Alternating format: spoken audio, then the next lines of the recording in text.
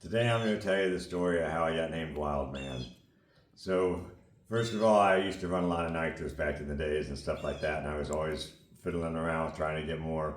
So, my son had just turned around 18, and the track was letting him take rides in the passenger car with me. Hi, Siege. Passenger seat.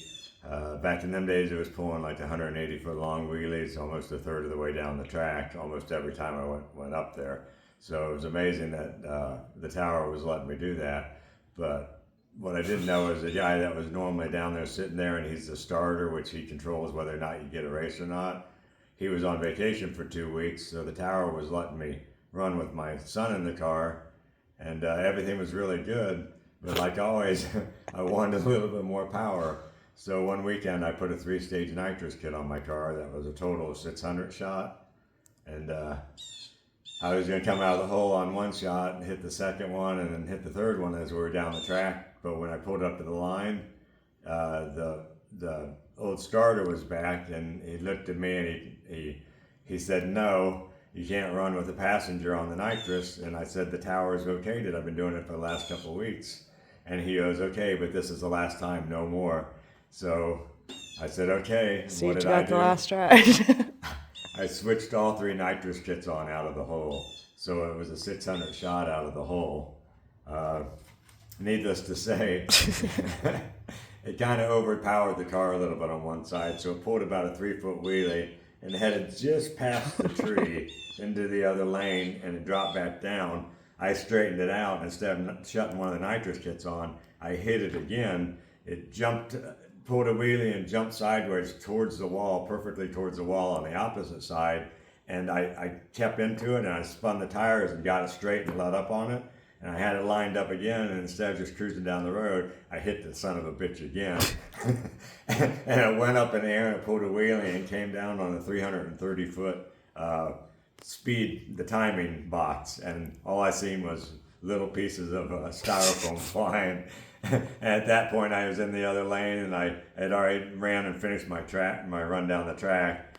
And I pulled back around the corner and got out of my car, and everybody in the parking lot started standing and cheering and screaming because I didn't hit the wall.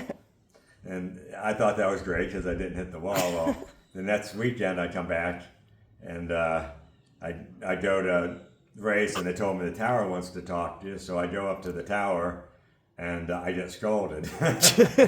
I actually got put on probation. So they told me if the next time my car gets squirrely like that, I'm supposed to let up on it and just, go down the track slowly till I get off of it, and, that's the way you're supposed to do it. So I was on 6 months probation. If I did that again, they weren't going to let me back out at the track.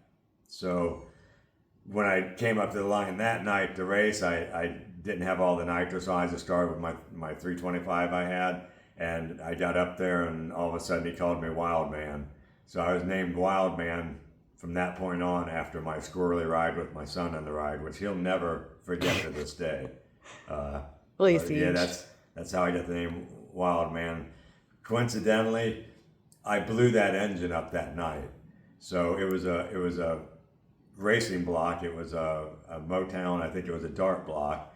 I broke the crank in half and pulled out all the mains around. The caps were still bolted to the block, and when I pulled the timing chain cover off it, I lifted the whole crank and all the bosses out with it.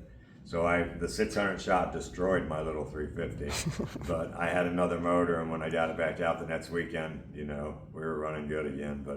But I learned my lesson on that. I don't think I'll spray a 600 shot on a small block no more. So that's how the WILDMAN was born. Yeah.